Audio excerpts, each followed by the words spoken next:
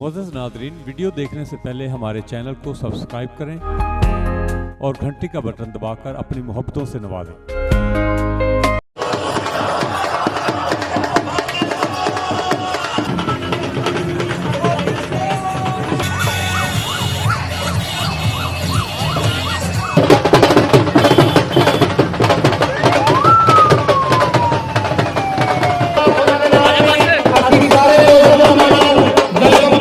ਮੈਨੂੰ ਕਿਹਾ ਉਹਨਾਂ ਨੇ ਤੇ ਬੜਾ ਦਿਲ ਖੁਸ਼ ਹੋਇਆ। ਮੈਨੂੰ ਇੰਝ ਹੀ ਮਹਿਸੂਸ ਹੋ ਰਿਹਾ ਜਿਵੇਂ ਹੁਣ ਹੀ ਵਰਲਡ ਕੱਪ ਹੋਇਆ ਹੈ। ਮੈਂ ਹੁਣ ਹੀ ਵਰਲਡ ਕੱਪ ਜਿੱਤ ਕੇ ਨਾਰਵਾਲ ਸਿੱਧਾ ਆਇਆ ਤੇ ਮਾਸ਼ਾਅੱਲਾ ਹਾਲੇ 10-12 ਦਿਨ ਹੋ ਗਏ ਨੇ ਵਰਲਡ ਕੱਪ ਹੋਏ ਨੂੰ ਤੇ ਮੈਨੂੰ ਬਹੁਤ ਖੁਸ਼ੀ ਇਹਨਾਂ ਦਿੱਤੀ ਹੈ ਨਾਰਵਾਲ ਵਾਲਿਆਂ ਨੇ।